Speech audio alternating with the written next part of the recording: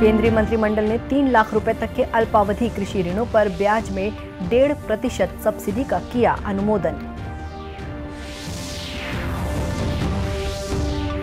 मुख्यमंत्री ने प्रदेश में बाढ़ और अत्यधिक वर्षा से प्रभावित क्षेत्रों में राहत तथा बचाव के दिए निर्देश।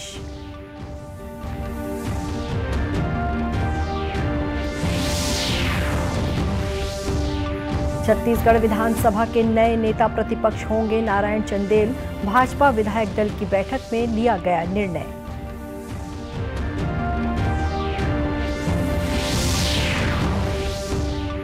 और हल षष्ठी व्रत रखकर महिलाएं अपने बच्चों की समृद्धि और दीर्घायु की कर रही हैं कामना।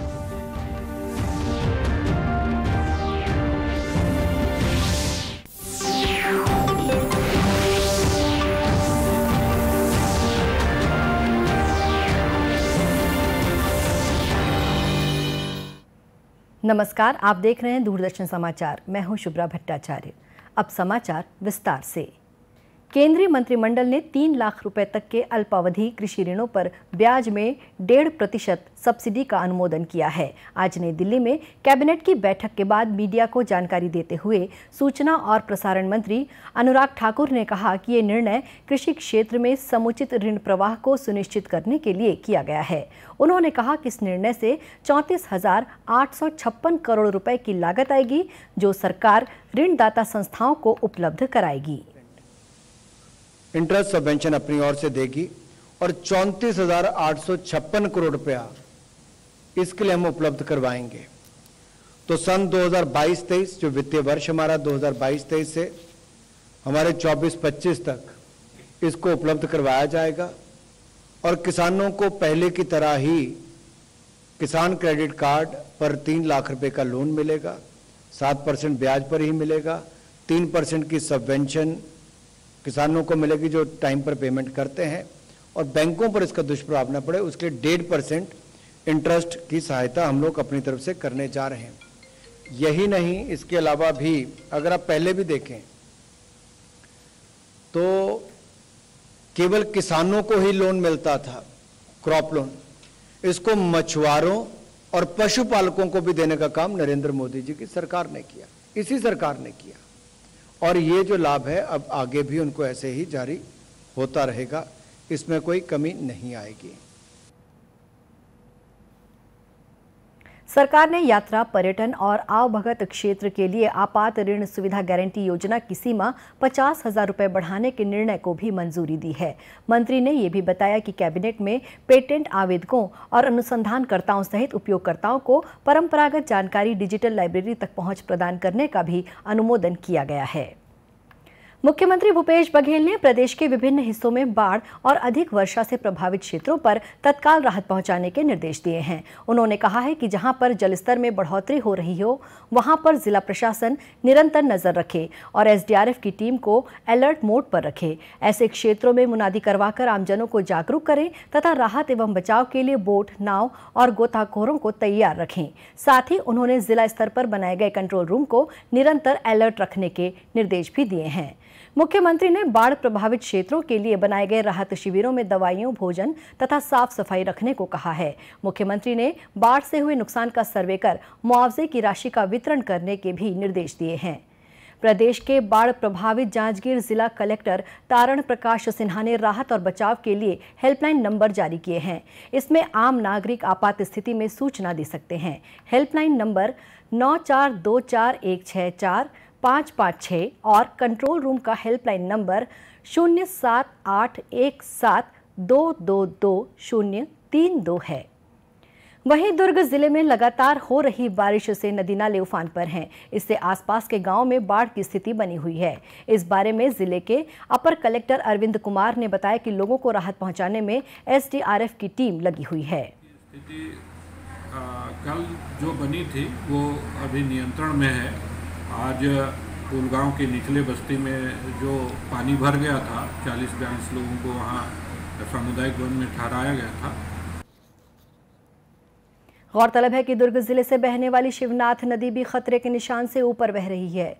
मोगरा, खरखडरा, तांदुला व घुमरिया आदि जलाशयों से लगातार पानी छोड़े जाने की वजह से अनेक गांव प्रभावित हुए हैं। जिले के चांगोरी, अरसनारा खांडा और अलबरस सहित कई गांवों में पानी भर जाने की वजह से वहां जनजीवन अस्त व्यस्त हो गया है, जिसे देखते हुए जिला प्रशासन द्वारा वहां सुरक्षात्मक उपाय किए जा रहे हैं। छत्तीसगढ़ विधानसभा के नए नेता प्रतिपक्ष नारायण चंदेल को बनाया गया है। आज रायपुर में हुई भाजपा विधायक दल की बैठक में प्रदेश प्रभारी डी पुरंदेश्वरी ने उनके नाम की घोषणा की।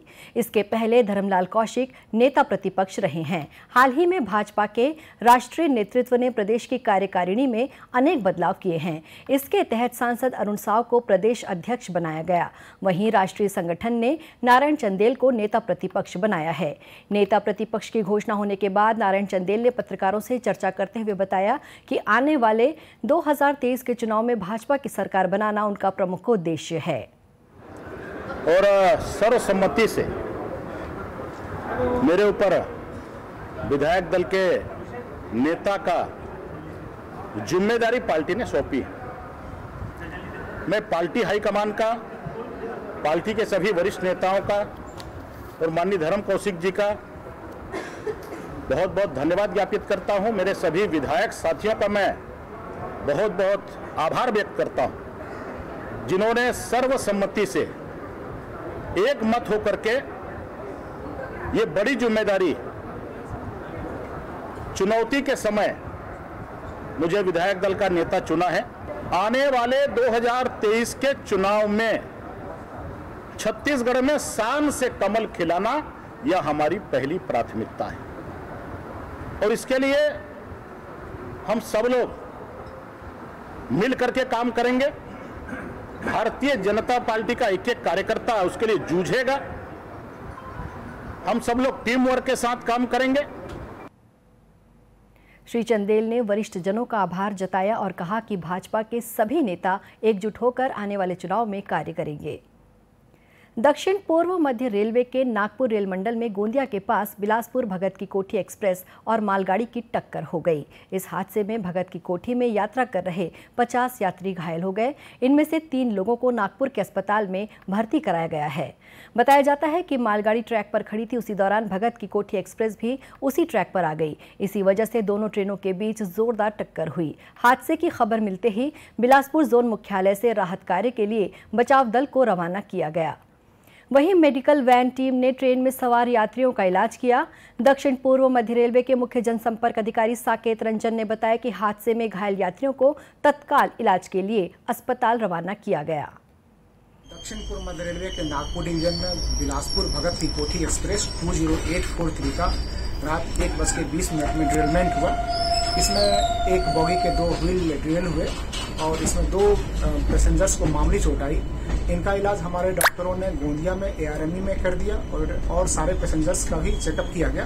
किन्हीं को कोई परेशानी नहीं थी और इन सारे लोगों को इंक्लूडिंग 2 पैसेंजर्स, इनको सारे लोगों को उसी ट्रेन से आगे की ओर रवाना कर दिया गया।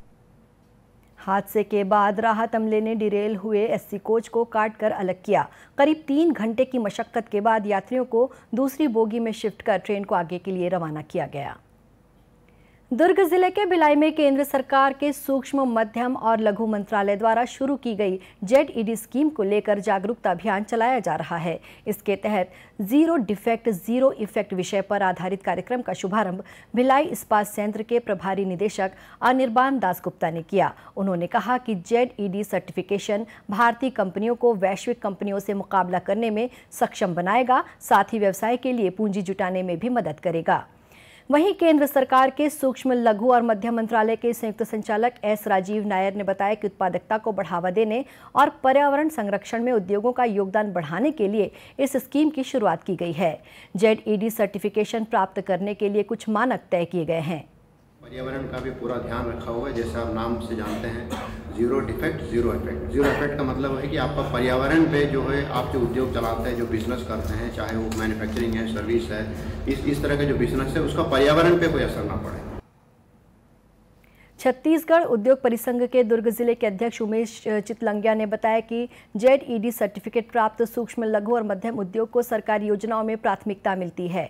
केंद्र सरकार ZED सर्टिफाइड उद्योगों को देश और विदेश में होने वाले व्यापार मेलों और प्रदर्शनियों में अपना स्टॉल लगाने के लिए उद्यमियों को स्टॉल खर्च के अलावा हवाई यात्रा खर्च और माल ढुलाई खर्च पर भी सब्सिडी देगी। वहीं महिलाओं, अनुसूचित जाति, अनुसूचित जनजाति के उद्यमियों के स्वामित्व वाले उद्योगों तथा पूर्वोत्तर राज्य, हिमालयी इलाकों, नक्सल प्रभावित इलाकों, द्वीपों और आकांक्षी जिलों में स्थित उद्योगों को 10% अतिरिक्त सब्सिडी दी जाएगी।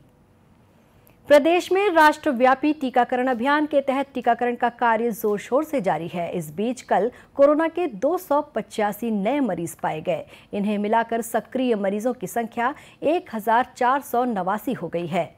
प्रदेश में कोरोना की पॉजिटिविटी दर 2.19% है। वहीं 3 जिलों में कोरोना का कोई भी मरीज नहीं पाया गया।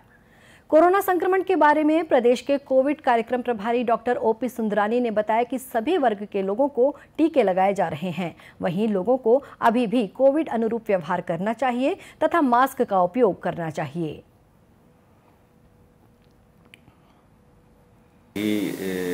हाल ही में जो पेशेंट्स बढ़े थे उसमें अभी जो एडमिशन्स है वो सिर्फ वही लोग हो रहे हैं जिनको सीवियर सिम्टम्स हैं या मॉडरेट सिम्टम्स हैं। माइल्ड सिम्टम्स वाले होम आइसोलेशन में ही ठीक हो जा रहे हैं, जिनकी संख्या ज़्यादा है।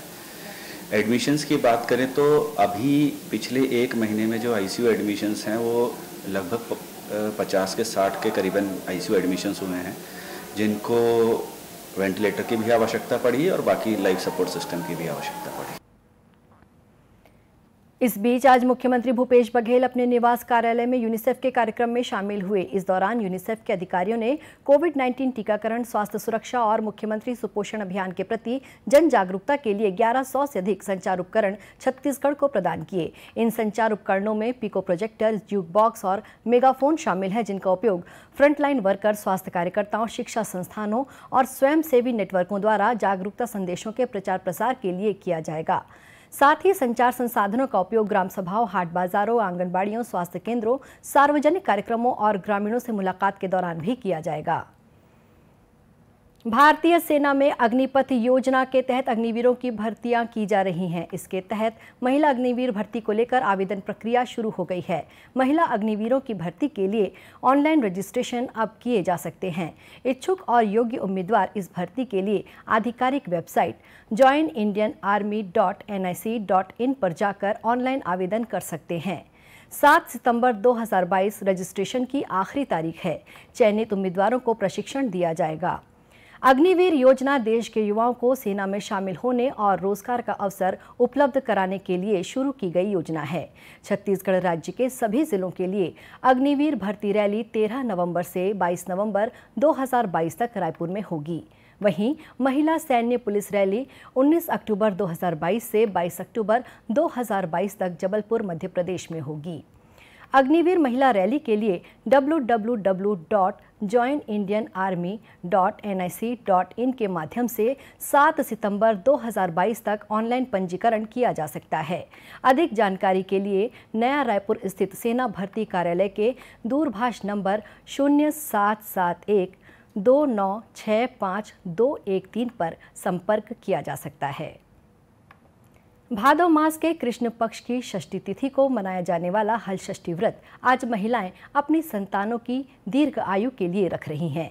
इस दिन महिलाएं घर या मंदिर में सगरी बनाकर हलषष्ठी देवी की पूजा पाठ करती हैं। इसके लिए महिलाओं ने पहले से काफ़ी तैयारियां की हैं।